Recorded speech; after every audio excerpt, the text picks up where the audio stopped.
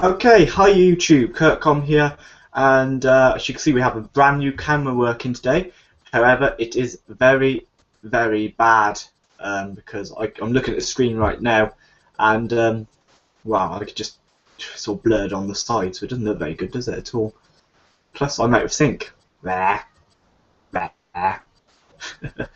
Anyway, today what we're going to do is we're going to talk a bit about wireless networking and how you can try and get the best out of wireless networking in your household. And also we're going to talk a bit about the different restrictions that you could have trying to get wireless networking up in your household. Good. So,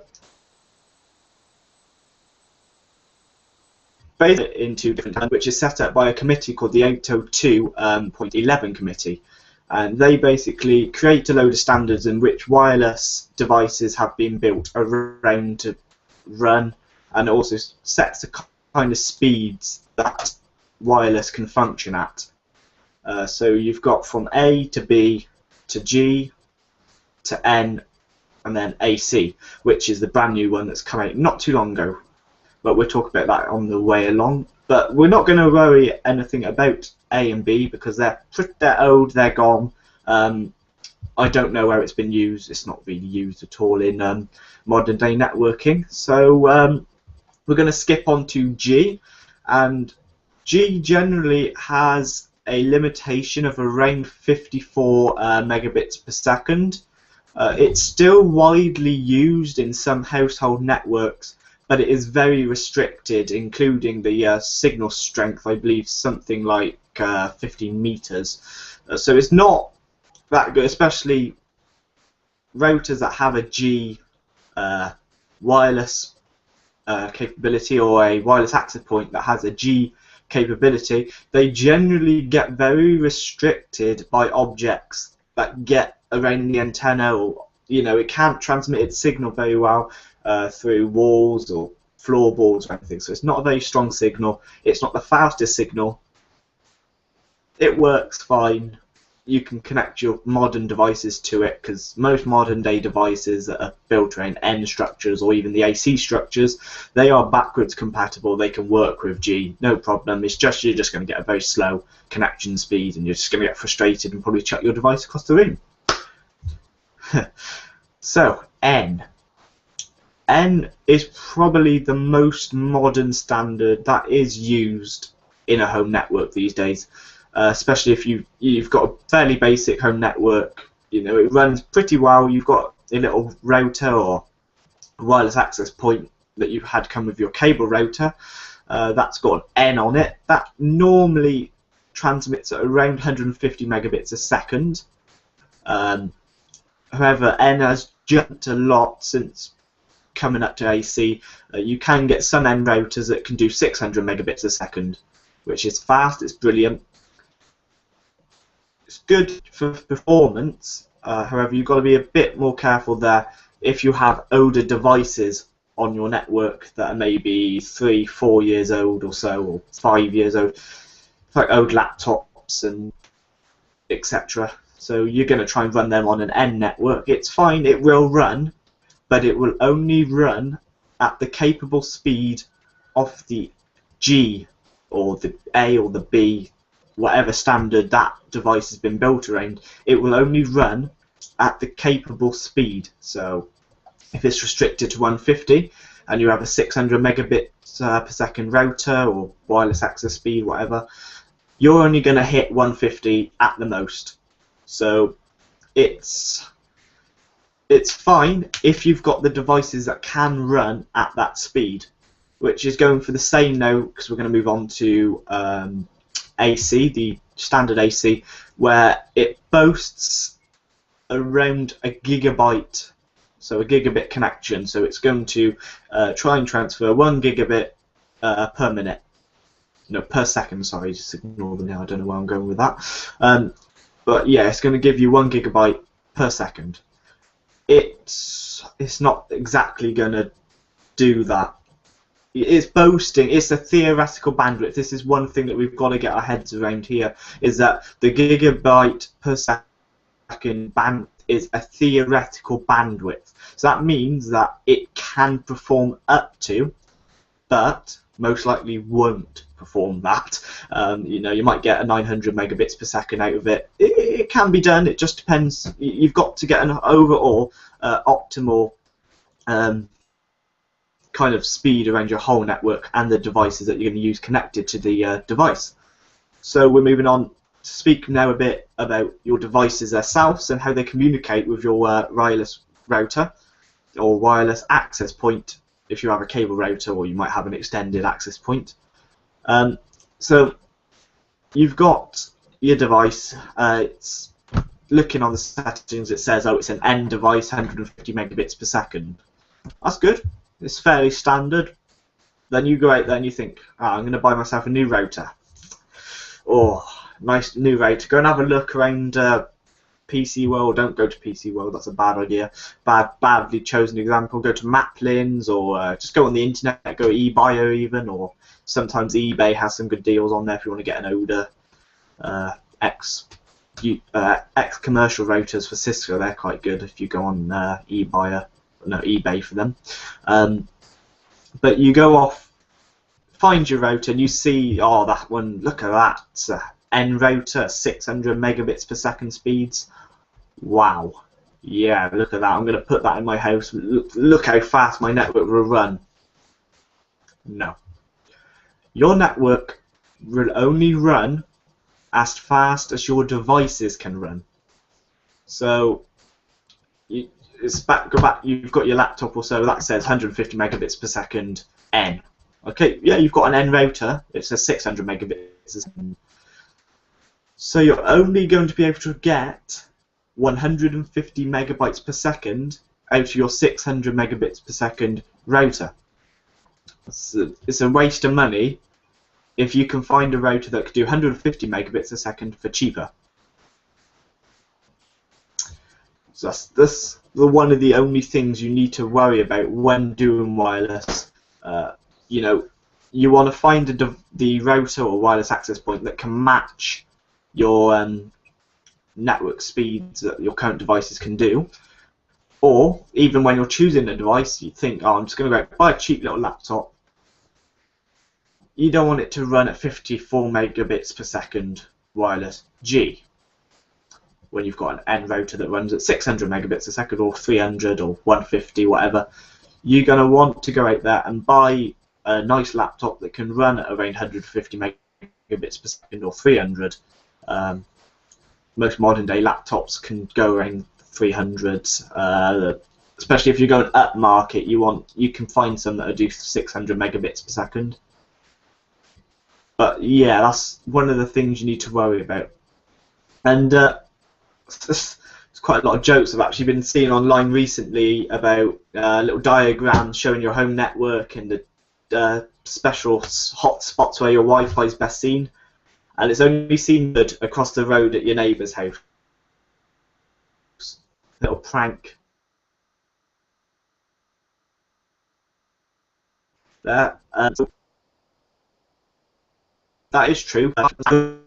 Long way, so you want this way towards your house and towards the rest of your house where the router should be pointing, but instead the wireless point seems to be actually better down the street towards your neighbour's house.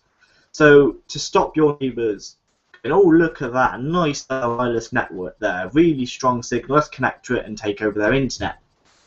Now you're going to want to set up some kind of security password, normally a WPA key or WPA2, which you can set up yourself. It's a bit like a password on a computer.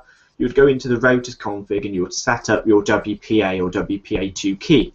There's a bit of a difference between WPA and WPA2 in the way that WPA2 is stronger encryption, so you have to use lowercase, uppercase numbers and letters. Sometimes it requires symbols, and then it always has a character length. I think WPA is something like you need 8 characters minimum, and WPA2 is something around 16. I'm not quite sure about WPA2, but I do know that WPA is a 8-character strong password. that you need to do, and it's normally got some kind of complexity to it. There's also another version that you can use where the router predefines the password and changes it every so often. You can tell it you want it to do it every hour, half hour, day, week, month, year. But that's good if you want to try and keep your security up to date without you having to keep updating the password. And it automatically keeps your security up to date, keeps everybody else out, allows you to know what the passwords are. Your devices know that, you connect, you've got your devices on the network. You're keeping other people out of the network quite easily. So what we're going to move on to now is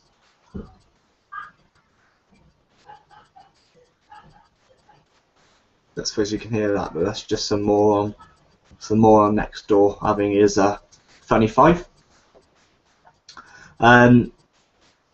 So yeah, wireless devices, fairly good.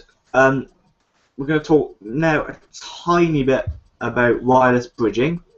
So say you have a fairly big household, you have a desktop computer over one side of the house, or you have like your little office and you've got your router over the other side.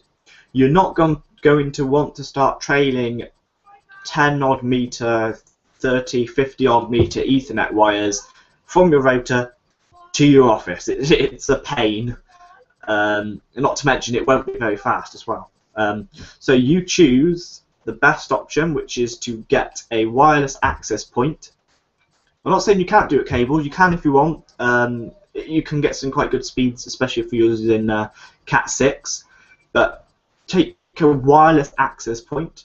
You would then do what is called a point-to-point bridge, and that's where you take your access point, you plug it into your desktop computer, and you basically go on your router's config page.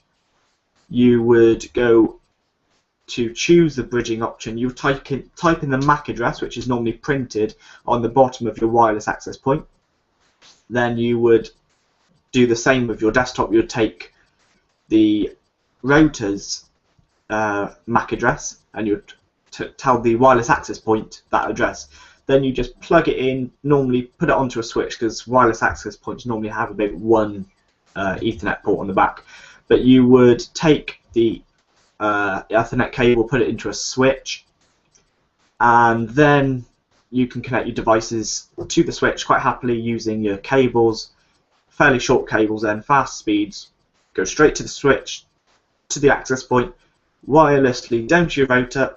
Down you can see any other network devices, any servers, printers, etc. that you might have running, and you can just go straight to the internet, no problem, no wires. So you're cutting the wires down and normally getting quite a fast speed, especially if you go from what I was explaining earlier about the faster, higher standards of network, wireless networking from N to AC. That's all we're going to cover for today, but we're going to do another video in the next week or so. I have some time off now. I've been dismissed from college, so I've got some time off. We're going to be doing some server builds. I'll do that. That's not going to be live, but we will be doing some server builds. I'm also redesigning a network at the moment to run, because I will be moving house in the next couple of months probably. It's not been finalised yet, but the plan is to move house, so I'm going to be having to redesign my current network to function in the new household. I'm going to be adding some more servers. I want to take dedicated DNS, so I want to get a dedicated DNS server, and I want to get a dedicated DHCP server instead of letting the router do all that. I want to get dedicated servers to do that for me. I'm also going to be setting up, I've got it all written actually because I've been looking at it a bit today, of things that I will need. Yeah, I'm going to want 2 different domain servers. It's a bit, because a lot of the computers still in my house are using Windows 7, but some of them are using Windows 8, and I can't join the domains from Windows 8 to a Windows Server 2008 domain, and I can't join Windows 7 computers to a Windows Server 2012 domain for some reason. It's just messing up. So I'm going to get 2 domain controllers in. One of them's going to be running Server 2012 Standard Edition, and the other one that is set up already is going to continue running Windows Server 2008 R2 Standard Edition with its domain loaded onto there.